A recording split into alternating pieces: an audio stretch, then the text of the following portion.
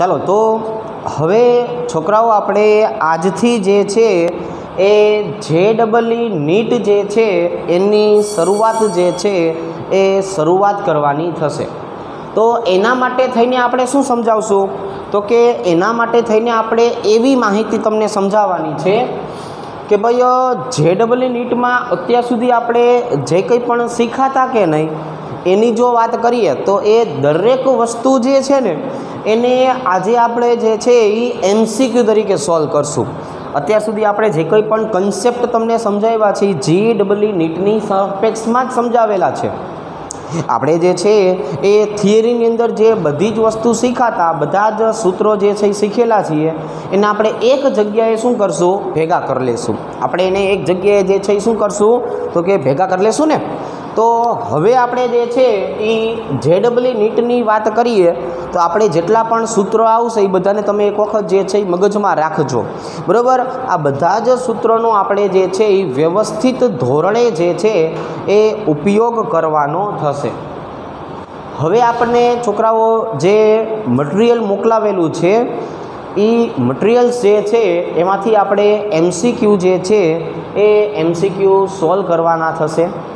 તો એનો મતલબ જે છે એવો થયો કે આપણી પાસે હવે જેટલા પણ કન્સેપ્ટ આવી ગયા છે એ દરેક કન્સેપ્ટ જે છે ને એ કન્સેપ્ટને આપણે વ્યવસ્થિત સમજશું, બરાબર। ચાલો તો હું MCQથી જે છે એ શરૂઆત કરું છું।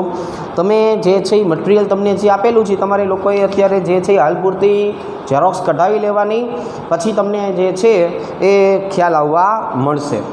તો આપણે પરમાણુઓની સંખ્યા જે છે એની જો વાત કરીએ તો એને આપણે કઈ રીતે સમજાવતા તો કે જો આવી રીતે આપણે એક આવો સંકલ્પના શીખેલા કે ભાઈ મોલ બરાબર શું કહેવાય તો કે આપણે મોલ શબ્દની વાત કરીએ તો એના બરાબર આપણે કહી શકાય 22.4 લીટર કદ, એના બરાબર કહી શકાય 6.022 ગુણ્યા 1023 જેટલા અણુઓ,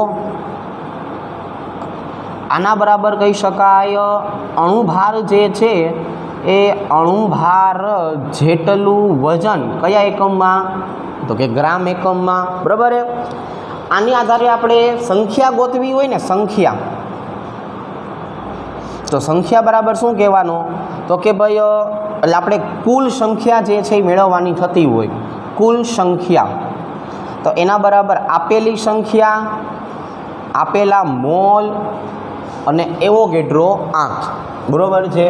પણ આપણને જો અણુની સંખ્યા પૂછી હોય ને અણુની સંખ્યા તો માત્ર ને માત્ર શું કરવાનું મોલ ગુણ્યા એવોગેડ્રો આંક, કારણ કેમ કે અહીંયા જે પરમાણુ હોય ને તો એમાં કેટલા ઘટકો આવેલા છે। ઉદાહરણ તરીકે આપણે કહીએ CO2 તો CO2નું અણુ એક જ કહેવાય પણ CO2માં પરમાણુ 3 હોય, એક કાર્બન ને 2 ઓક્સિજન। તો જેની મારે સંખ્યા ગોતવી હોય કે નહીં એની વ્યક્તિગત સંખ્યા અહીંયા લખવાની, એને ગુણ્યા મોલ એને ગુણ્યા એવોગેડ્રો આંક। તો એ બધું ક્લિયર થઈ ગયું, વસ્તુ સમજાઈ ગઈ છે કે નહીં?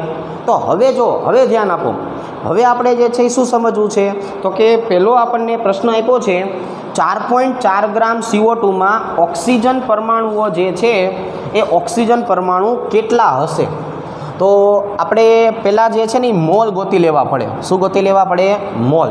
ચાલો તો અહીંયા જે છે એ મારે મોલ ગોતવા હોય તો મોલનું સૂત્ર તો આપણને આવડે જ છે, વજનના છેદમાં શું આવી જાય છોકરાઓ? અણુભાર।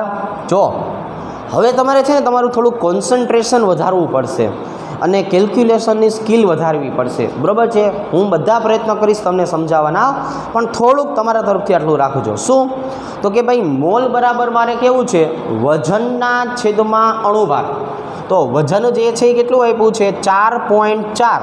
હવે જો CO2 હોય એટલે આનો અણુભાર તમને ખ્યાલ હોવો જોઈએ 44 ગ્રામ પ્રતિ મોલ, એટલે આપણે પહેલાં તમને મોલ ગોતતા શીખવાડ્યું હતું। તો 4.4ના છેદમાં શું આવી જશે તો કે 4.4ના છેદમાં આવી જશે 44। તો એનો મતલબ અહીંયા મને છોકરાઓ શું મળશે 0.1 મોલ મળશે। જો અહીંયા શું મળશે 0.1 મોલ જે છે એ મોલ મળે છે। ચાલો નેક્સ્ટ, એના પછી જો એટલે સોરી, હવે આ આપણને 0.1 મોલ મળી ગયા. હવે ઓક્સિજનના પરમાણુ કેટલા છે એ ગોતવા છે. તો CO2 માં ઓક્સિજન કેટલા છે? 2. એટલે ઓક્સિજન પરમાણુની સંખ્યા, તો એનું સૂત્ર શું થાય? N એટલે વ્યક્તિગત સંખ્યા ગુણ્યા મોલ ગુણ્યા એવોગેડ્રો આંક. તો CO2 માં ઓક્સિજન કેટલા આવેલા હોય? 2. તમને મોલ કેટલા મળ્યા? 0.1 અને ગુણ્યા એનો એવોગેડ્રો આંકની કિંમત કેટલી હોય? 6.022 ગુણ્યા 10^23. ભાઈ સમજો હો ને? જો આ N એટલે શું કહેવાય? વ્યક્તિગત સંખ્યા. ઓક્સિજન કેટલા હોય? CO2 માં 2 હોય. મોલ 0.1 ગોઈતા ગુણ્યા આટલું. હવે સમજો બીજું, આ 2 ગુણ્યા 6.022 એટલે શું થયું? 12.044 ગુણ્યા 10^23 ઘાત. પણ આ જે 0.1 છે ને છોકરાઓ, એને 10⁻1 ઘાત કહેવાય. કેટલી? 10⁻1 ઘાત. એટલે હવે જો આપણે જોવા જઈએ તો -1 ઘાત આમાંથી બાદ કરો શું થાય? 12.044 ગુણ્યા 10⁻22 ઘાત થઈ ગઈ. હવે છોકરાઓ હજુ એક વસ્તુ શીખડાવું. હવે અહીંયા જુઓ, આ 12.044 છે ને, એમાં મારે પોઈન્ટ કાપવાનો. મેં તમને પોઈન્ટ કાપતા શીખડાવેલું છે. જો ન શીખડાવ્યું તો એક વખત શીખડાવી દઉં.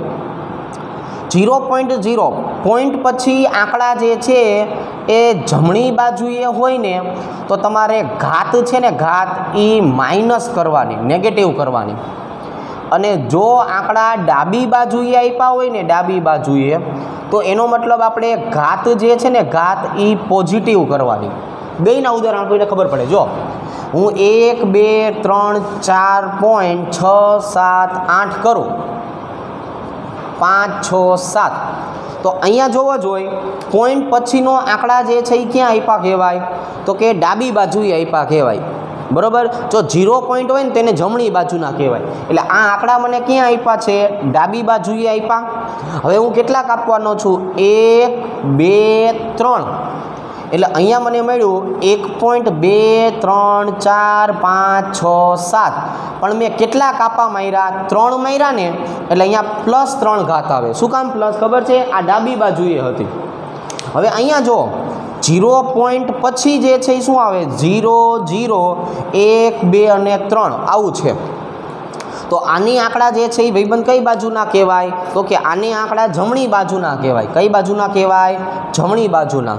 તો શું કરવાનું? 1 2 અને 3. તો અહીંયા મળ્યું મને 1.23 ગુણ્યા 10⁻3. કારણ કે આંકડા જમણી બાજુએ હતા, જેટલા કાપા મારો ને એટલી ઘાત આવે. અને જેટલી ઘાત આવે એ જમણી બાજુ માઇનસ હોય, ડાબી બાજુ એ પ્લસ હોય. તો અહીંયા 12 પોઈન્ટ, એટલે આ જે બે આંકડા લખ્યા છે ને, આ બેને ધ્યાનમાં રાખવાના. બરાબર?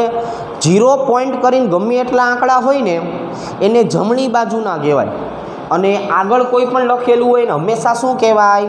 એને હંમેશા ડાબી બાજુનો આંકડો કહેવાય. તો હવે હું અહીંયા એક કાપો મારું છું. કેટલો? 1. તો 1.2044 ગુણ્યા 10⁻1 ઘાત. મેં એક કાપો માર્યો એટલે +1 ઘાત થઈ, એને ગુણ્યા 10⁻22 ઘાત. જો સમજો, હવે 1 અને 22 બેન ભેગા કરો તો કેટલા થઈ ગયા? 23. એટલે 1.2044 ગુણ્યા 10⁻23 ઘાત તમારો જવાબ આવશે. છોકરાઓ કેટલો જવાબ આવશે? તો કે 1.2044 ગુણ્યા 10⁻23 ઘાત જેટલો જે છે એ અહીંયા આપણને જવાબ છે, જવાબ જોવા મળે. બરાબર થઈ ગયું કે નહીં? વસ્તુ આખી સમજાઈ ગઈ?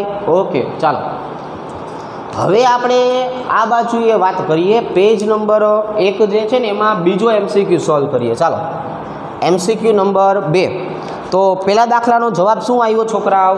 1.2 ગુણ્યા 10⁻23. એટલે હું અહીંયા છે ને લખતો હોતો ને જઈશો કે ભાઈ પહેલાંની અંદર જવાબ કયો આવ્યો? એ ઓપ્શન. એટલે તમને આઈડિયા રહે ટીક કરવા માટે.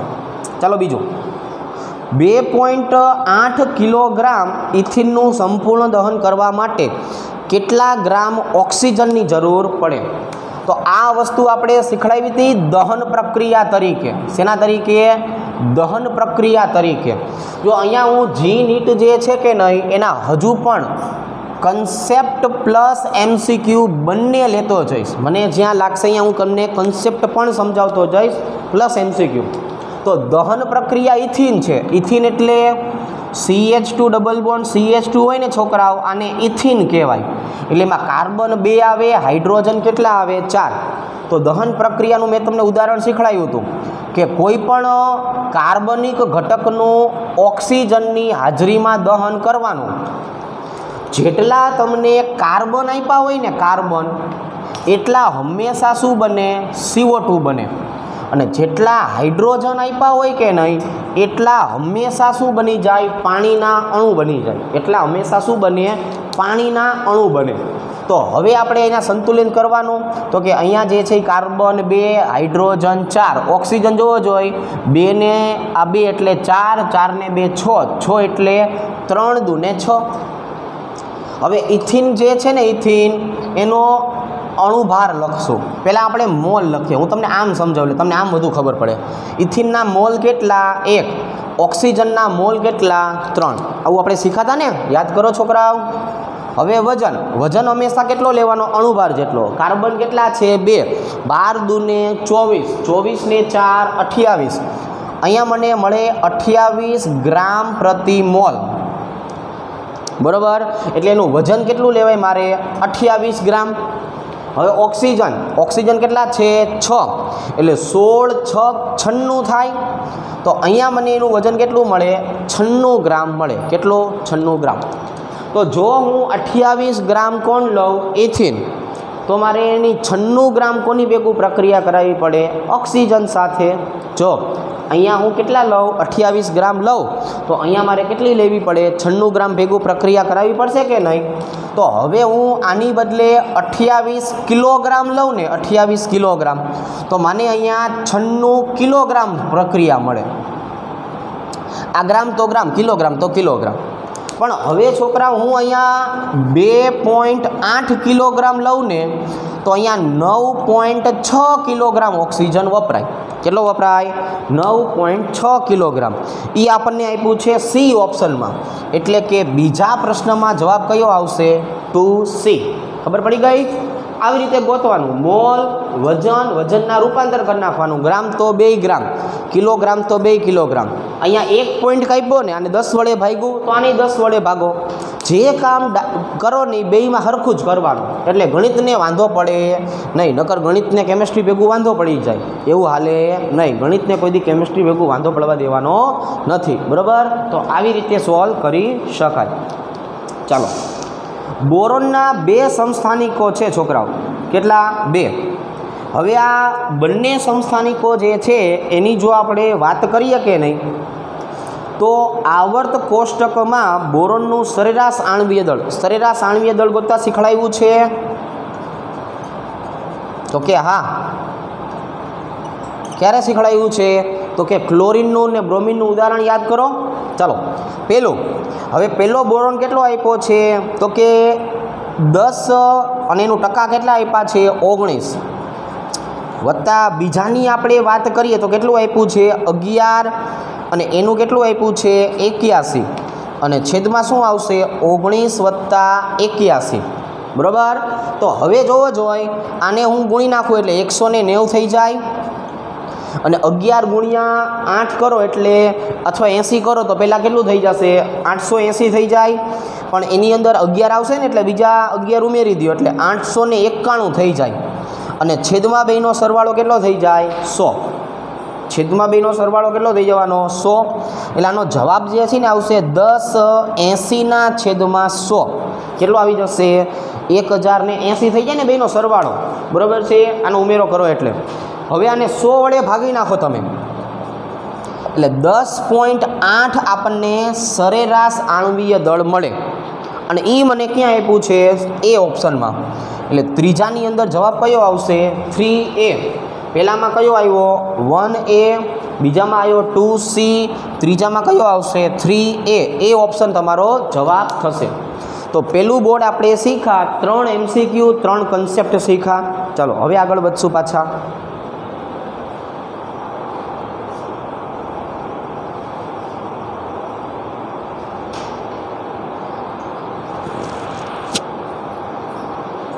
ઓકે, ચાલો હવે આપણે છોકરાઓ પાછા શું કરીએ? આગળ વધીએ. ચલો, શું કરશું? તો કે ભાઈ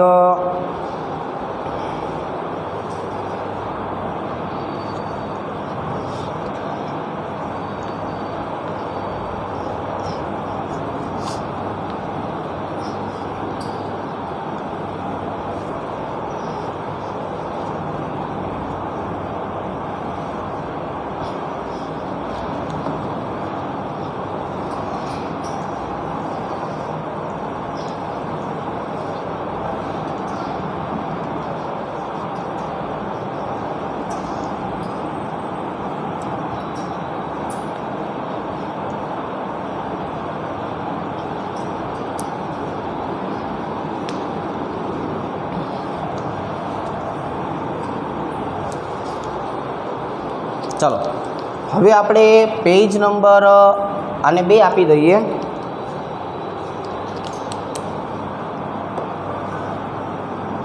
અને MCQ નંબર 4 થી શરૂ કરીએ। ચલો જો શું છે તો કે પેલું 6.02 ગુણ્યા 10⁻²4 કાર્બન મોનોક્સાઇડ જે છે ના પરમાણુઓમાં ઓક્સિજનના કેટલા ગ્રામ પરમાણુઓ હશે? જ્યાં ગ્રામ પરમાણુ છે ને ત્યાં મોલ પરમાણુ કરી નાખો। શું કરી નાખો તો કે આવો શબ્દ વાપરો છે ને, ગ્રામ પરમાણુ છે ને, ગ્રામ પરમાણુ, અહીંયા ગ્રામ પરમાણુ નહીં, એ ચેકી નાખો, એની બદલે મોલ પરમાણુ કરી નાખવાનો। છોકરાઓ શું કરી નાખવાનું? મોલ પરમાણુ। ચાલો હવે જોવા જોઈએ શું આપ્યું છે આપણને, 6.02 ગુણ્યા 10⁻²4 કાર્બન મોનોક્સાઇડ। એમાં જોવા જોઈએ ઓક્સિજન કેટલા છે? ઓક્સિજન કેટલા આપ્યા છે? એક જ આપ્યું છે ને, એક જ। તો એનો મતલબ એવો થયો કે જો 6.02 ગુણ્યા 10⁻23 આપ્યું હોત ને, 23, તો આનો મતલબ 1 મોલ થાય। કેટલો થાય? 1 મોલ। એવું તો આપણે શીખ્યા જ છીએ, હમણાં થોડીક વાર પહેલાં મેં માથે લખ્યું હતું। એટલે 6.02 ગુણ્યા 10⁻23 હોય તો શું કહેવાનું? 1 મોલ। પણ અહીંયા છોકરાઓ જોવો જોઈએ શું આપ્યું છે તો કે ભાઈ 6.02 ગુણ્યા 10⁻24 તો કેટલા? તો તમને બે રીતના ખબર પડવી જોઈએ, કાં તમારે ત્રિરાશિ મૂકવાની, કાં તમને ડાયરેક્ટ આઈડિયા આવવો જોઈએ કે 23 ઘાત અને 24 ઘાત હોય તો 23 ઘાત ઉડી જાય એટલે 10⁻1 ઘાત વધે, અને 10⁻1 ઘાતને 10 જ કહેવાય, એટલે આનો જવાબ આવી જાય 10 મોલ। કેટલો આવી જાય? 10 મોલ જવાબ આવી જાય। જો આમાં ન ખબર પડી હોય કે નહીં તોય વાંધો નથી। તો હવે હું તમને પાછું કઈ રીતે સમજાવું છું ખબર છે? આવી રીતે કે આનો આની સાથે ગુણાકાર કરો, 6.02 ગુણ્યા 10⁻24 ગુણ્યા 1 અને છેદમાં શું આવી જાય? 6.02 ગુણ્યા 10⁻23। એટલે આ બંને કેન્સલ, 10⁻23 ઘાત ક્યાં જાય? ઉપર। એટલે 10⁻24 ઘાત જે છે એમાંથી તમારે શું કરી નાખવાનું? 10⁻23 ઘાતને બાદ કરવાની, એટલે 10⁻1 ઘાત વધે તોય આવી જશે, બરાબર? તો એનો મતલબ એવો થયો કે ચોથો દાખલો છે એમાં જવાબ આવશે ઓપ્શન A, બરાબર? 4 આવશે A। ચલો પાંચમો પ્રશ્ન જુઓ। અહીંયા આપણને એવું કીધું છે 5 મોલારિટી H2SO4 નું દ્રાવણ 1 લીટરથી 10 લીટરના કદ સુધી ભળી ગયું છે, તો આ દ્રાવણની નોર્માલિટી કેટલી હશે? તો અહીંયા છોકરાઓ જવાબ આવશે આવી રીતે, નવી સાંદ્રતાને આધારે। શેને આધારે? નવી સાંદ્રતા।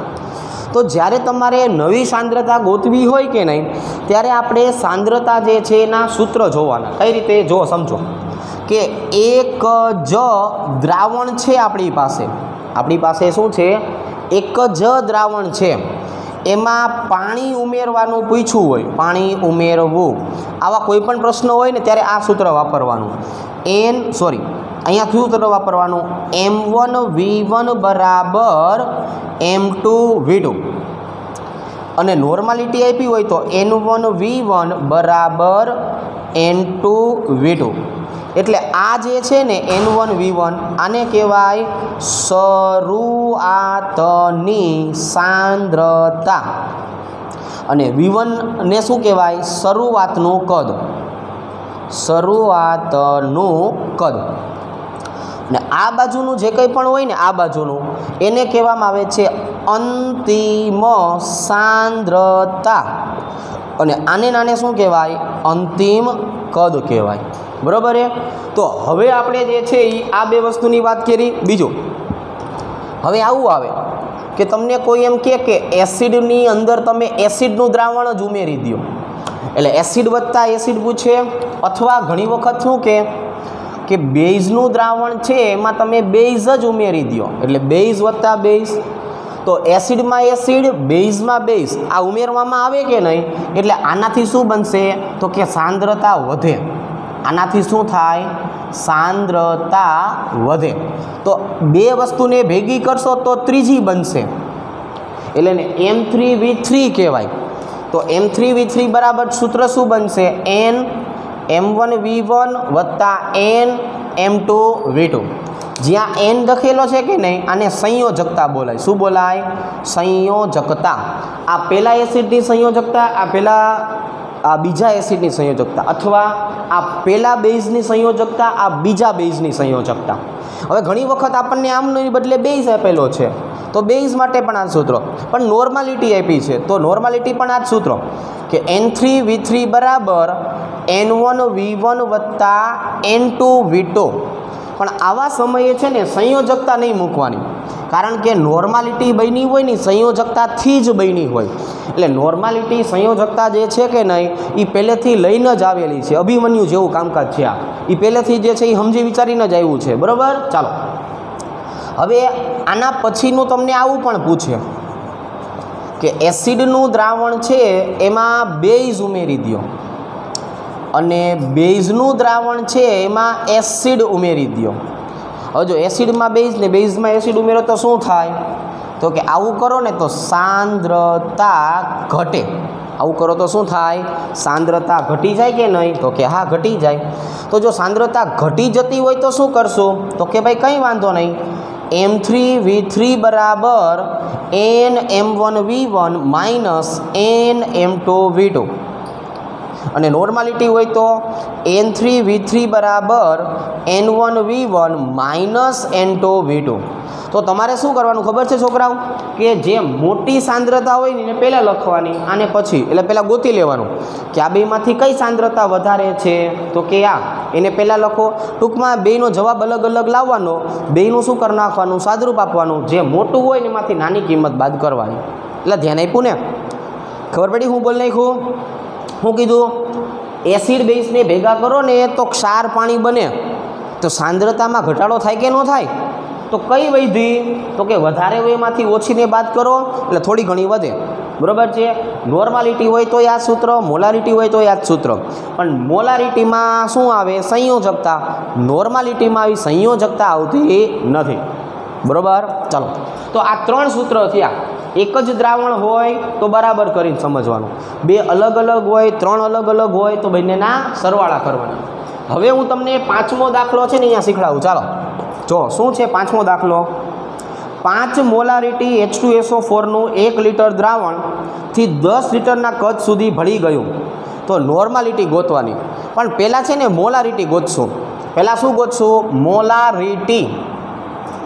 એટલે મોલારિટી ગોતવી હોય તો સૂત્ર આવું આવે ને, M1V1 બરાબર M2V2. હવે જો પેલું મોલારિટી M1 કેટલી છે? 5. પેલું કદ કેટલું છે? 1. બીજી મોલારિટી ગોતવાની છે ને બીજું કદ કેટલું છે? તો કે બીજું કદ 10 છે. સમજી ગયા? ચાલો, 1 લીટર હતું 10 લીટર થઈ ગયું. હવે M2ને સૂત્રનો કરતા બનાવો. એટલે M2 બરાબર શું થાય? 5/10 બરાબર 0.5 મોલારિટી H2SO4. જો ભાઈબંધ શું મળી ગયો? 0.5 મોલારિટી H2SO4. પણ આ તો મોલારિટી મળી, આપણો હજી જવાબ નથી આવ્યો. પણ મેં તમને શીખવાડ્યું છે ને કે નોર્માલિટી બરાબર સૂત્ર શું થાય? મોલારિટી ગુણ્યા સંયોજકતા. આ યાદ રાખવાની. સંયોજકતા તો બહુ અગત્યની વસ્તુ છે ભાઈબંધ. અહીંયા જુઓ કેટલા હાઇડ્રોજન છૂટા પાડશે? 2. એટલે આની સંયોજકતા જે છે ને એ કેટલી કહેવાય? 2. તો મોલારિટી કેટલી ગોઈતી? 0.5. સંયોજકતા 2. 0.5 ગુણ્યા 2 કરો કેટલો જવાબ આવે? 1 નોર્મલ. તો આ ભાઈબંધ આપણો પાંચમા દાખલાનો જવાબ આવશે 1 નોર્મલ. એ મને એ ઓપ્શનમાં આપ્યું છે એટલે 5 જે છે એમાં શું આવશે? એ ઓપ્શન. ચલો દાખલા નંબર 6 જોઈએ. 4.2 ગ્રામ N3 માઇનસમાં સંયોજકતા ઇલેક્ટ્રોનની સંખ્યા કેટલી? જો છોકરાઓ પેલું શું આપ્યું છે? 4.2 ગ્રામ N3-1 અને આમાં મારે શું ગોતવું છે? સંયોજકતા ઇલેક્ટ્રોનની સંખ્યા ગોતવાની છે. હવે જો જ્યારે પણ સંખ્યા ગોતવાની આવે કે નહીં ત્યારે વ્યક્તિગત તો જે N ગુણ્યા મોલ ગુણ્યા એવોગેડ્રો આંક હતો ને સૂત્ર મૂકવાનું. ચાલો, પણ હું તમને સંયોજકતા ઇલેક્ટ્રોન શું એ પહેલાં સમજાવું. આપણી પાસે નાઇટ્રોજન છે તો નાઇટ્રોજનનો પરમાણુ ક્રમાંક કેટલો કહેવાય? 7. તો 7ને મારે કેમ લખાય? 2 અને 5 લખતા શીખવાડ્યું છે. 2 અને 5 લખતા શીખ્યા ને, તો આ જે છે ને છોકરાઓ, એને આંતરિક કક્ષા બોલાય. શું બોલાય? આંતરિક કક્ષા. પણ આ જે પાંચડો જે છે ને એને બાહ્યતમ કક્ષા બોલાય. શું બોલાય? બાહ્યતમ. અને એને સારી ભાષામાં સંયોજકતા પણ બોલાય. શું બોલાય? સંયોજકતા કક્ષા. હવે અહીંયા જુઓ છોકરાઓ, આની આપણે વાત કરીએ, હું કોઈ પણ એકની વાત કરું. આ x-1 હોય ને, -1, એ ઇલેક્ટ્રોનની સંખ્યા ઉપર આધારિત હોય. તો એ -1 ક્યારે બન્યું હોય? તો કે x + 1 ઇલેક્ટ્રોન સ્વીકારે ને એટલે x-1 બને. એટલે આનો મતલબ એવો થાય, આને 1 ઇલેક્ટ્રોન સ્વીકારેલ છે. જો છોકરાઓ ધ્યાન આપ્યું? તમે સાંભળ્યું? ઓ ભાઈબંધ તું ધ્યાન આપ. અહીંયા જો, અહીંયા આપણે જે છે એ શું કીધું? તો કે અહીંયા આપણે એવું કીધું કે કોઈ પણ ઘટક 1 ઇલેક્ટ્રોન સ્વીકારે એટલે -1 બને. એટલે 1 ઇલેક્ટ્રોન સ્વીકારેલ છે. પણ આમ હોય ને, એમાંથી બને m+1 + 1 ઇલેક્ટ્રોન. તો +1 શું દર્શાવે છે? તો કે +1 દર્શાવે 1 ઇલેક્ટ્રોન ગુમાવેલ છે. +1 શું દર્શાવે? અને 1 ઇલેક્ટ્રોન કેવો કર્યો છે? ગુમાવ્યો છે. ખ્યાલ આવી ગયો કે નહીં? તો હવે આપણે છે ને એ આનો દાખલો ગણતા શીખીએ. નવા બોર્ડમાં હું તમને આનો દાખલો ગણતા શીખવાડું કે 4.2 ગ્રામમાં સંયોજકતા ઇલેક્ટ્રોન કેટલા. અહીંયા મેં ખાલી કેટલું શીખવાડ્યું તમને? ભાઈ, કે કોને આંતરિક કક્ષા કહેવાય, કોને બાહ્યતમ કક્ષા કહેવાય. કેમ કે મારે તમને કન્સેપ્ટ સમજાવવાના છે, MCQ પણ સમજાવવાના છે. બે વસ્તુનું આપણે ધ્યાન રાખવાનું થશે. બરાબર? ચાલો.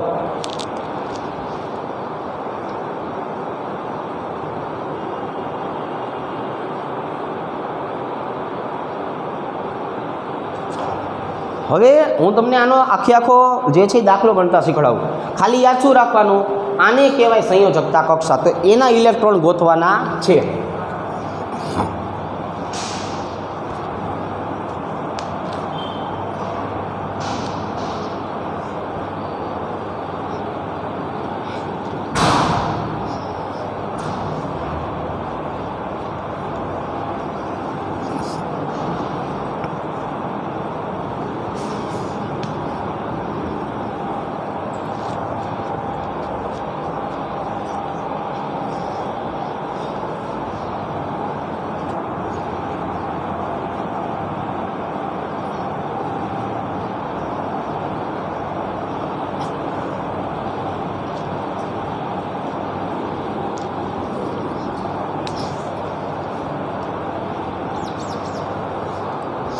ચલો હવે ત્રીજા નંબરના બોર્ડ ઉપર આપણે જોઈએ કે આપણે અહીંયા શું કીધેલું છે. બરાબર? ચાલો જો,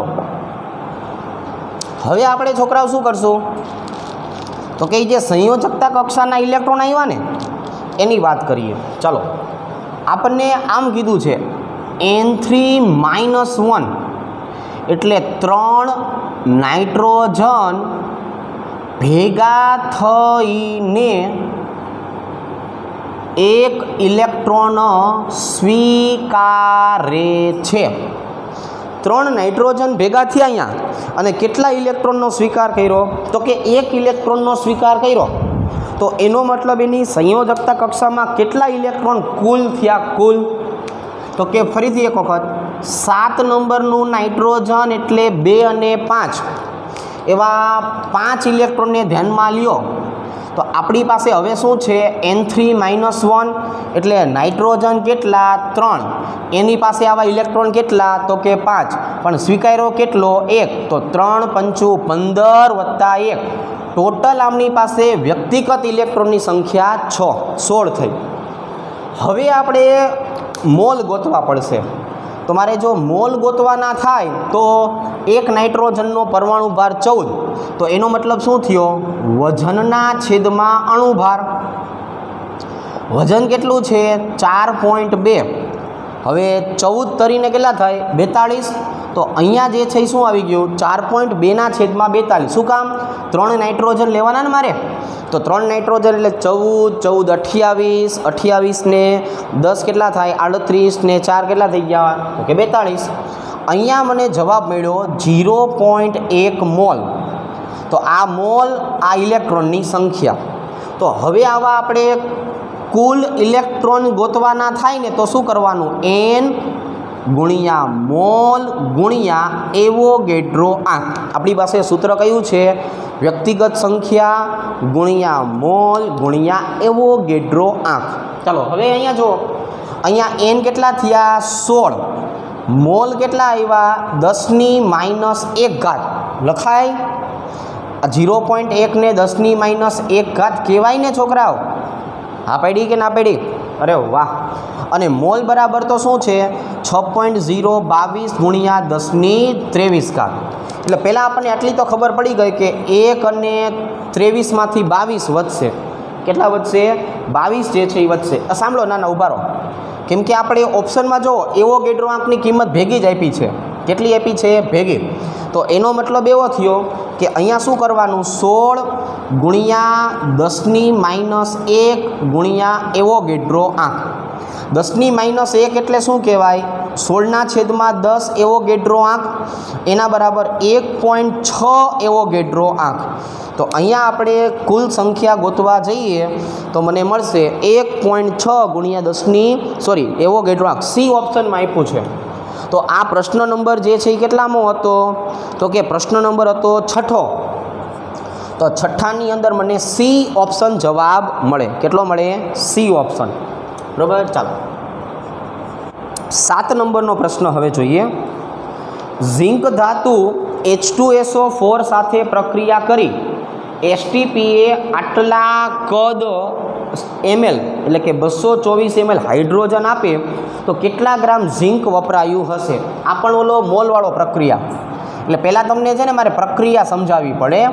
અને ઝિંક જે હોય ને એનો અણુભાર થાય 65 ગ્રામ પ્રતિ મોલ. ઝિંક જે છે ને એનો અણુભાર કેટલો થાય? 65 ગ્રામ પ્રતિ મોલ. તો અહીંયા હું છે ને પ્રક્રિયા લખું છું. જો પ્રક્રિયા શું છે? ઝિંક વત્તા H2SO4. એટલે ઝિંક અને H2SO4 ધાતુ અને એસિડની પ્રક્રિયા કરો ને એટલે ક્ષાર અને હાઇડ્રોજન બને. ZnSO4 અને હાઇડ્રોજન વાયુ છૂટો પડે. તો હાઇડ્રોજન કેટલો છૂટો પડે છે? જોવો જોઈ 224 ml. પહેલાં હું તમને બધું સમજાવું. ચાલો પહેલાં મોલ. ઝિંક કેટલો? 1 મોલ. હાઇડ્રોજન કેટલો? 1 મોલ. હવે આવશે વજન. વજન એટલે ઝિંકનું કેટલું? તો કે 65 ગ્રામ લેવું પડશે, અણુભાર જેટલું જ. તો હાઇડ્રોજનનું કેટલું લેવું પડશે? તો કે હાઇડ્રોજન જે છે એનું લેવું પડશે 2 ગ્રામ. પણ હાઇડ્રોજનનું વજન નથી લેવાનું, કદ લેવાનું છે. તો કદ મારે લેવું હોય તો શું આવશે? તો કે ફરીથી વજન હોય એટલે આ 65 ગ્રામનું 65 ગ્રામ. પણ અહીંયા મને મળશે 22.4 લીટર. આપણે આવું જ શીખા કે મોલ બરાબર 22.4 લીટર કદ, એવોગેડ્રો આંક જેટલી સંખ્યા અને અણુ ભાર જેટલું શું આવશે? વજન ગ્રામ એકમમાં. તો અત્યારે મેં આ બંનેને સરખાવ્યા. કોને કોને સરખાવ્યા? લીટર અને અણુભારને. એટલે થઈ ગયું ને આ વજન, આ લીટર. હજુ વજનનું વજન જ રાખું છું 65 ગ્રામ. આ 22.4 લીટરને mlમાં ફેરવો. 22,400 ml બને. જો છોકરાઓ હું 65 ગ્રામ ઝીંક વાપરું ને તો મને કેટલું કદ મળવું જોઈએ? 22,400 ml મળવું જોઈએ. પણ હકીકતમાં મને મળે છે કેટલું? 22,400 ml. એટલે 224 ml મળે છે. તો એનો મતલબ આ કેટલું વપરાતું હોવું જોઈએ? આને મેં કેટલા વડે ભાગી નાખ્યા? 100 વડે. આને પણ 100 વડે ભાગી નાખો એટલે 0.65 ગ્રામ જે છે એ આપણો જવાબ આવે. કે હું 0.65 ગ્રામ ઝીંક વાપરું ને તો મને 224 ml મળે. તો 0.65 ગ્રામ ક્યાં આપ્યું છે? વાંચો જોઈ સી ઓપ્શનમાં. એટલે 7મા નંબરના પ્રશ્નમાં જવાબ આવશે સી. ચાલો રેડી. હવે આવશે 8મો પ્રશ્ન. બરાબર? જો સમજાય છે ને અહીંયા આપણે છોકરાઓ કયા કયા કામ કરવાના છે? તો કે જેટલા કન્સેપ્ટ આવશે ને કન્સેપ્ટ શીખશું જીનીટના, પછી જ MCQ. ડાયરેક્ટ સીધો જવાબ આવી ગયો એમ નહીં. તમને પોતાને ખબર પડવી જોઈએ કે જો આવી પ્રક્રિયા થાય એની અંદર આવી રીતે જે છે એ સાદરૂપ આપી શકાય, આનો મતલબ આવો થાય, આ વસ્તુનો મેં ઉપયોગ કર્યો. તમે ભણ્યા છો તો જ ઉપયોગ કરી શકશો ને. તો જો આ મેં તમને ભણાવ્યું છે, અત્યારે મેં આનો કન્સેપ્ટ શીખવાડ્યો, બે વસ્તુ એક જગ્યાએ ભેગી કરી પછી આનો જવાબ આવ્યો. એટલે તમને દરેક વસ્તુ જે છે એ શીખવાડવામાં આવશે. અને હજી હું તમને એમ કહું છું, તમારી આગળ કોઈ સારું મટીરિયલ આવી જાય ને એને પણ મંડો સોલ્વ કરવા, એક પણ પ્રશ્નનો જવાબ બાકી રહેશે નહીં. બરાબર? ચાલો હવે 8મો પ્રશ્ન જો. 4.25 ગ્રામ એમોનિયામાં કુલ પરમાણુની સંખ્યા આશરે કેટલી? જો 4.25 ગ્રામ એમોનિયા લેવાના છે. તો એમોનિયામાં પહેલાં તો કુલ પરમાણુ કેટલા હોય મારે એ ગોતવું પડશે ને. જો આપણે શું કીધું છે? કુલ પરમાણુ એટલે 1 નાઇટ્રોજન અને 4 હાઇડ્રોજન. એટલે પહેલાં મને આટલું તો મળ્યું કે કુલ પરમાણુ જે છે ને વ્યક્તિગત n બરાબર કેટલા આવશે? 4. અહીંયા હું શું લખું છું કે વ્યક્તિગત રીતે આના પરમાણુની સંખ્યા કેટલી આવી? 4. હવે પહેલાં હું મોલ ગોતી લઉં. મોલ બરાબર વજનના છેદમાં અણુભાર. વજન કેટલું આપ્યું છે? 4.25. એમોનિયાનો અણુભાર ખબર હોવી જોઈએ 17 થાય. બરાબર? તો એનો મતલબ જે છે એ હવે આપણે આનું જો સાદુરૂપ આપવા જઈએ તો 4/17 એટલે કે જો અહીંયા 16 આપ્યું હોત ને તો આપણે ચોખ્ખો 16 કરીને ઉડાડી દેત. એટલે 1/, જે છે એ શું કરી નાખે? 4. એટલે અહીંયા જે છે આનો જવાબ કેટલો આવશે? 1/4 નિયરલી ઇક્વલ ટુ એમ. તો અથવા આને મારે 0.25 પણ લખી શકાય. તમે આનું સાદુરૂપ આપશો ને તો 0.25 મોલ પણ આવશે. પણ એને હું કેમ લખું છું? મોલમાં 1/4 લખું છું. કેટલું? 1/4. ચાલે? તો કે હા ચાલે. બરાબર? 1/4 એટલે 0.25 કહેવાય. હવે સૂત્ર, કુલ પરમાણુની સંખ્યા એટલે વ્યક્તિગત n ગુણ્યા મોલ ગુણ્યા એવોગેડ્રો આંક. ચાલો, વ્યક્તિગત સંખ્યા કેટલી છે? 4. મોલ કેટલા છે? 1/4. 6.02 ગુણ્યા 1023. સમજ્યા? જો જીનિટમાં જ્યારે પણ તમે કેલ્ક્યુલેશન કરો કે નહીં, એટલે તમને અહીંયા કેલ્ક્યુલેટર તો આપ્યું ન હોય તો તમારે શું કરવાનું? એની નજીકનું શું આવતું હોય ને એ વિચારવું પડે. શું કરવું પડે? નજીકનું. એટલે રાઉન્ડ ફિગર કરવા, સાદુરૂપ આપવું, આવી બધી વસ્તુ ઉપર તમારે ધ્યાન આપવાનું. એટલે મેં તમને ડાયરેક્ટ કીધું ને કે 4/17 હોય કે નહીં એટલે એને કેટલા કહેવાય? તો કે 1/4. હવે જો તમને એક્ઝેક્ટલી સમજાવું, આના બે ભાગ પાડી દો, 16 અને 1. તો ચોખ્ખો 16 એ તો થઈ ગયો. 0.25 આવું 4 વખત ભેગું કરો. 0.25 ભેગા કરો તો 0.50, બીજા 0.25 ભેગા કરો તો 0.50 ને ભેગા કરો તો 1 થઈ ગયું.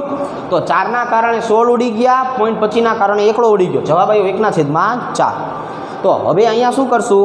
જો મેં 0.25 મોલ ન લખ્યા. શું કામ ન લખ્યા? 1/4. કેમ કે મને ખબર હતી કે 4 મારે ઉડાડી દેવા છે. સમજી ગયા?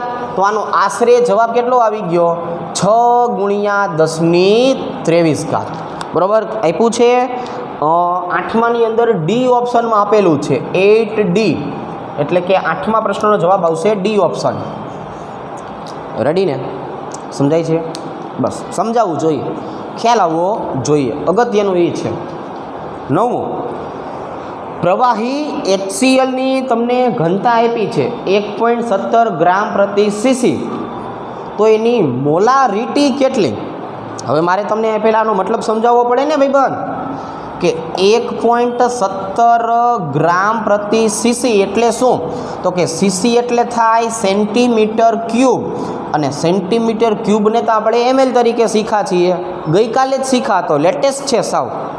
તો આનો પહેલાં મતલબ કરીએ. જો કે જો મારી પાસે 1 ml હોય ને છોકરાઓ, 1 ml પ્રતિ હોય ને એની સાપેક્ષમાં લેવાય. કેમ કે સેન્ટીમીટર ઘન, સીસી એટલે સેન્ટીમીટર ક્યુબ, તો એના બરાબર તો ml થાય. તો 1 ml હોય ને તો 1.17 ગ્રામ બને. પણ આપણે તો હંમેશા કેટલું લેતા હોય? 1 લીટર. 1 લીટર એટલે કેટલું લેવાય? 1000 ml. જો તમને કાંઈ ન કીધું હોય ને તો હંમેશા 1 લીટર લેવાનું. કેટલું? 1 લીટર. તો 1 લીટર લ્યો એટલે આને 1000 વડે ગુણવા પડે. તો આને 1117 ગ્રામ કહેવાય. તો આને શું કહેવાય? 1117 ગ્રામ તરીકે ઓળખાવી શકાય. હવે મોલારિટીનું સૂત્ર મૂકો. મોલારિટી બરાબર વજન ગુણ્યા 1000 છેદમાં અણુભાર ને ગુણ્યા કદ ml માં. ચાલો વજન કેટલો લેવો છે? 1017 એને ગુણ્યા 1000. HCl છે ને, HCl અણુભાર કેટલો હોય? 36.5. HCl નો અણુભાર 36.5 અને કદ પણ કેટલું હોય? 1000 જ હોય, કેમ કે આ રહ્યું 1000 માટે તો લીધું છે આપણે. જ્યારે તમને દ્રાવણનું કદ નથી આપ્યું ને, ઓલવેઝ 1 લીટર, 1000 ml અથવા 1 લીટર લઈ શકાય. 1000 કેવા થયા? કેન્સલ. અને 1117 ભાગ્યા આપણે 36.5 કરશું કે નહીં, એટલે 32.05 જવાબ આવશે. 32.05 મોલારિટી. તો આવું મને આપ્યું છે ઓપ્શન નંબર C માં. એટલે 9મા દાખલાનો જવાબ શું આવશે? C. બરાબર. ચાલો 9C. બરાબર. ઓકે. નેન્સી નથી હો, 9C આપણે છે, પછી કે લેન્સી છે, નેન્સી નહીં. મહત્તમ અણુઓ ક્યાં છે? હવે જો મહત્તમ અણુ ગોતવા છે ને ભાઈબંધ, મહત્તમ અણુની સંખ્યા ગોતવા માટેનું સૂત્ર શું થાય? તો કે અણુ ગોતવા હોય ને તો મોલ ગુણ્યા એવોગેડ્રો આંક કરવાનો. જો હું કોઈ પણ ઘટકની વાત કરીશ ને એના માટે એવોગેડ્રો આંકની કિંમત તો કેવી રહેશે? અચળ. તો એનો મતલબ એવો થયો, જેના મોલ વધારે તેના અણુની સંખ્યા વધારે. જો છોકરાઓ શબ્દ કયો વાપરેલો છે જોવો જોઈએ.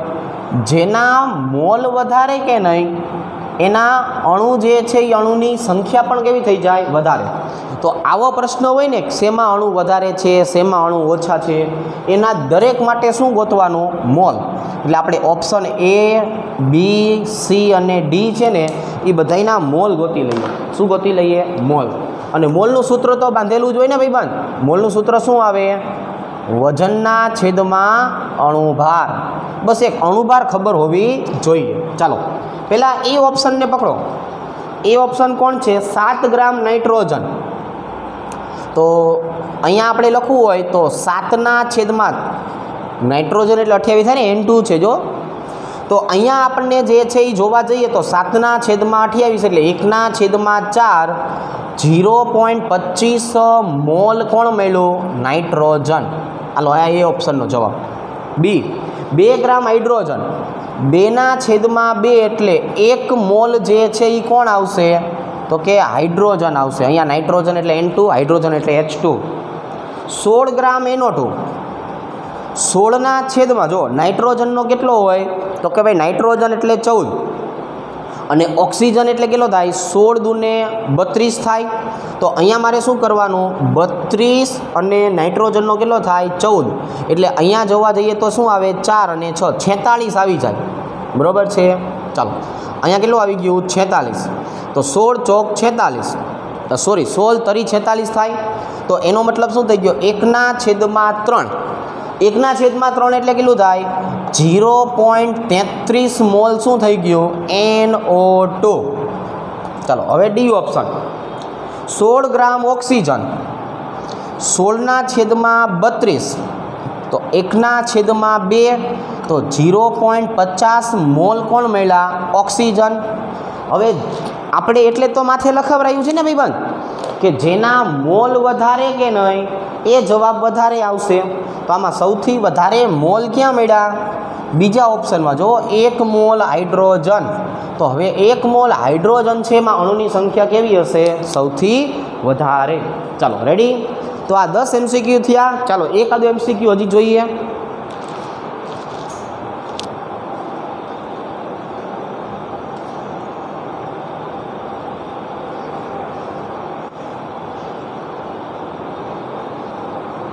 જો તો હવે આપણે છોકરાઓ શું કરીએ તો કે MCQ નંબર 11 જોઈએ.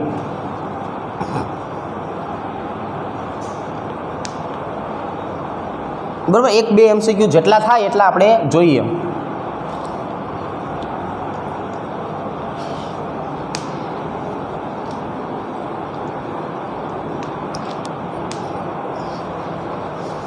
જો 11 નંબરનો MCQ છે એમાં જો આમાં પણ સેમ કન્સેપ્ટ હતો ને એટલે મેં કીધું, નકર ન કે નીચેનામાંથી કયા સંયોજનોમાં મહત્તમ અણુઓ રહેલ છે, આમાં પણ સેમ કન્સેપ્ટ, પણ શું ખબર છે, અહીંયા યાદ રાખવાનું 1 મોલ બરાબર 22.4 લીટર 6.022 ગુણ્યા 10⁻23 અણુ અને અણુભાર જેટલું વજન, અણુભાર જેટલું વજન, આ બધી વસ્તુને 1 મોલ કહેવાય. તો અંતે તો મારે શું ગોતવાનું ખબર છે, મોલ ગોતવાના, કેમ કે જેના મોલ વધારે તેની સંખ્યા વધારે. અને હું બધા ઓપ્શનના મોલ ગોતી લઉં. પહેલા ઓપ્શનમાં જોવો જોઈએ, એસટીપી એ 15 લીટર હાઇડ્રોજન વાયુ, એટલે હાઇડ્રોજન બરાબર શું કહેવાય ખબર છે, 15 લીટરના છેદમાં 22.4 લીટર. એટલે અહીંયા મને જે કંઈ પણ મળશે ને એને મોલ કહેવાય. શું કામ, કેમ કે મારે 22.4 હોય તો 1 મોલ કહેવાય ને, એને 22.4 વડે ભાગી નાખો. હાલો, સાદુરૂપ નથી આપવું, સાદુરૂપ નથી આપવું. બી ઓપ્શન જો, 5 લીટર નાઇટ્રોજન વાયુ, એટલે નાઇટ્રોજન બરાબર શું કહેવાય, 5 લીટરના છેદમાં 22.4 લીટર ખાલી જગ્યા મોલ. તમને ગણિત કેટલું આવડે છે ને મારે જોવું છે, એટલે હું તમને સાદુરૂપ આપવાની ના પાડું છું.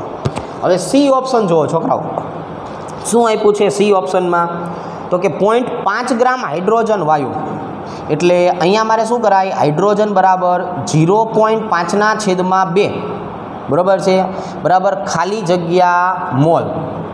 અને ડી ઓપ્શન જે છે એ કયું આપ્યો છે, 10 ગ્રામ ઓક્સિજન વાયુ, ઓક્સિજન બરાબર 10ના છેદમાં 32 બરાબર ખાલી જગ્યા મોલ.